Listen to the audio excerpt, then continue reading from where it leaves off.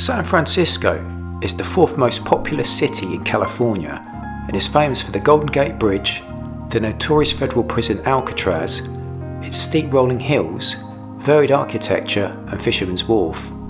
California ranks number one in the USA's list of states with the most McDonald's with over 1,200 outlets.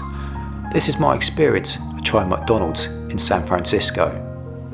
Welcome to the San Francisco edition of Trying McDonald's. Was it and on whether there was, if you like, enough uniqueness about McDonald's here to kind of make a video on it, but I think we probably have got a couple of quirks here that sort of appeal to me. And McDonald's, unfortunately, is not in the most kind of glamorous part of San Francisco. It's a very nice city, particularly around the pier front. You walk all around the curve there. You've got the Golden Gate Bridge, you've got the other bridge in the background, Alcatraz in the distance, very, very scenic. That's where all the action's happening. But the McDonald's tend to be more downtown, where it's a little bit more sketchy, shall we say. I think the McDonald's I went to was strictly takeout. They don't do dine-in. It's a lot smaller than a standard McDonald's, but we persevered and had to see and had a look at what they offer. One of the things that jumped out at me was there seemed to be time constrictions around when you could order certain burgers. You can have a Big Mac anytime.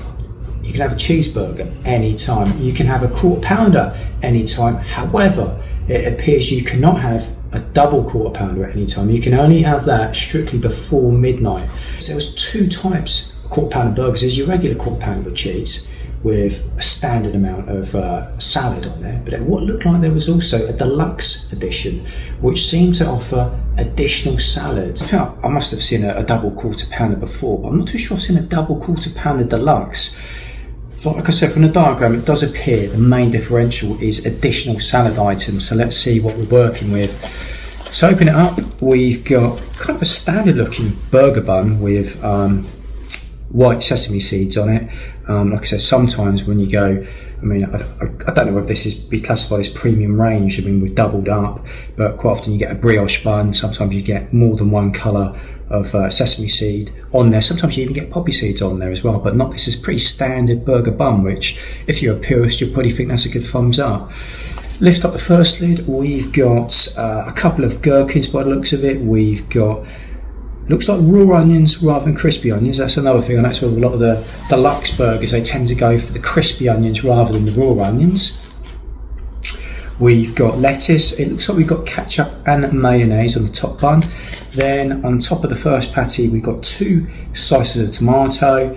We've got more lettuce, a slice of probably American cheese, some more sauce on there. Then it looks like between the two patties, we've got another slice of cheese, and then rather surprisingly, beneath the second patty is just a plain bun. And I don't know whether I've just been sort of spoilt by going for the deluxe options, but quite commonly there'll be something else there, be it maybe another slice of gherkin or certainly an additional condiment on there. So it's looking, the second patty is looking a little bit naked. It has a detrimental impact on the taste of the burger.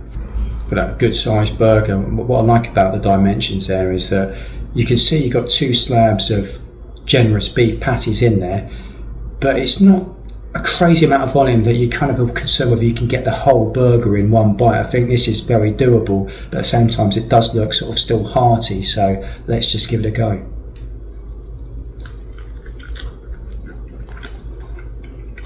Without sounding too contradictory, it kind of comes across as a high-end burger that isn't high-end. And what I mean by that is you're getting two generous portions of beef in there, you're getting two layers of cheese in there, you're getting a good hit of acidity through the gherkins, you've got a nice amount of salad in there, lettuce and tomatoes in there, you've got all the basics in there done really, really well. But I guess you haven't got that kind of additional flair that you associate with a high-end burger, be that an additional type of condiment, a special type of sauce in there, maybe a crispy bit of bacon in there. I think I've had one with a piece of salami in there. So it hasn't gone kind of to the nth degree. It's kept to the basics, but it's done the basics very, very well. And I think it's one really for burger purists, so ones that like your traditional burger bun, you want the emphasis to be on the classic, American cheese and the beef patties, and you want it to be decent, hearty, without all the sort of additional faff. If you're one of those type of people, I think you're going to like this burger. I think it's a good start. Is it going to be something that's going to be memorable for months and years to come? Possibly not, but it's certainly an above average burger, and I'm quite pleased that I selected it. I think one nice touch, they are still forthcoming with complimentary condiments. Without even asking, they put 5 sachets of ketchup in the bag.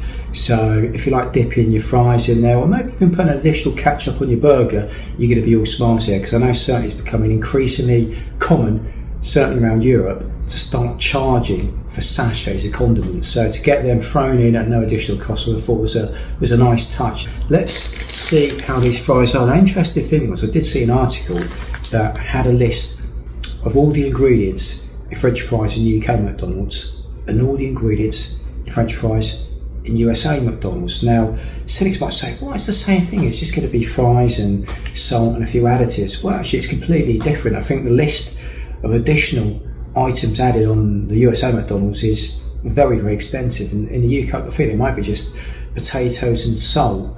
So let's just refresh my mind and see how it stacks up with what we can get back in Europe.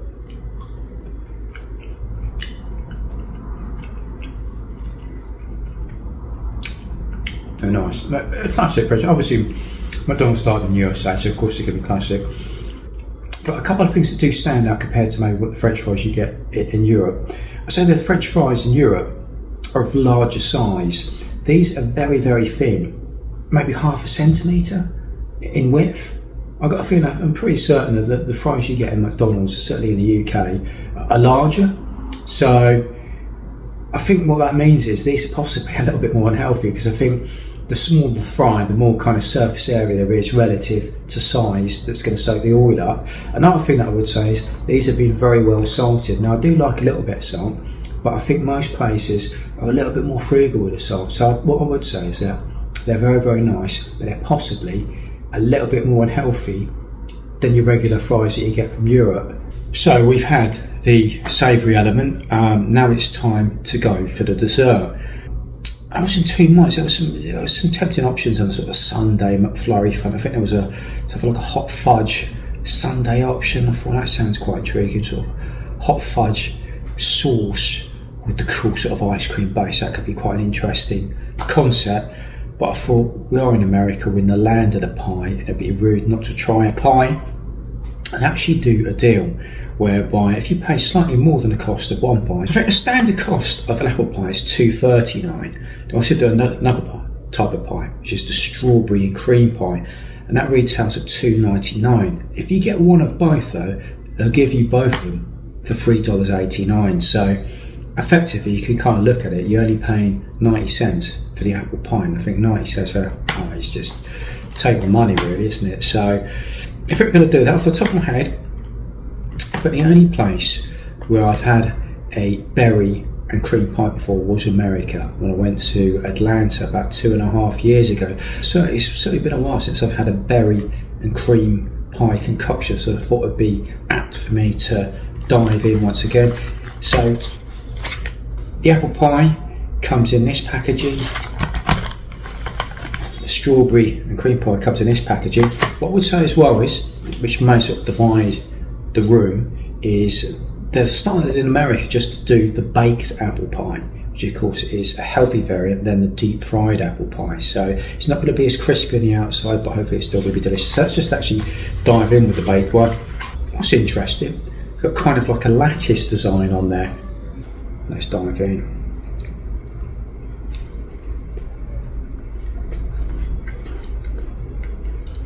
It's a classic recipe, what can you say?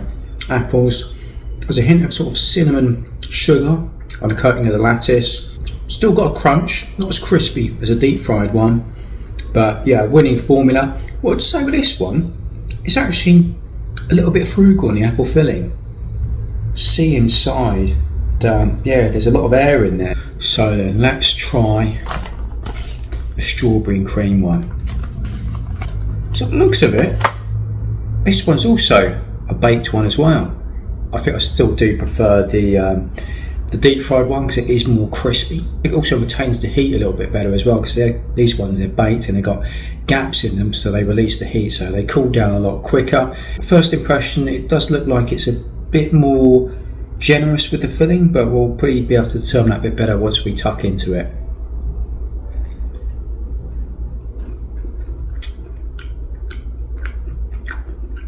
You know what?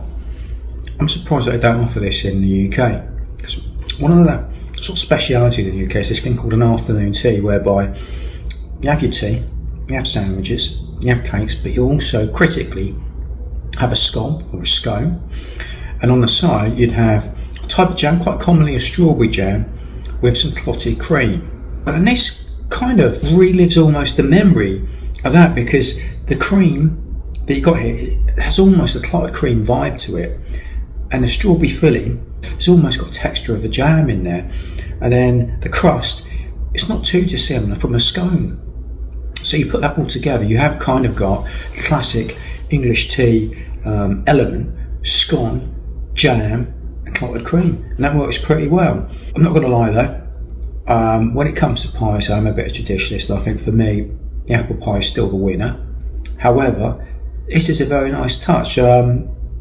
Don't commonly see it. I don't know why they don't do it in England, but it works pretty well. You know, if you're a fan of that combination, you've had sort of an afternoon tea before, you know, this is a very, very good choice and a winner. So yeah, to summarise, really enjoyed that burger. Like I said, no sort of big frills or kind of X factors with it, but it worked really, really well. Generous portion of meat in there, didn't overdo the condiments in there, that worked really well.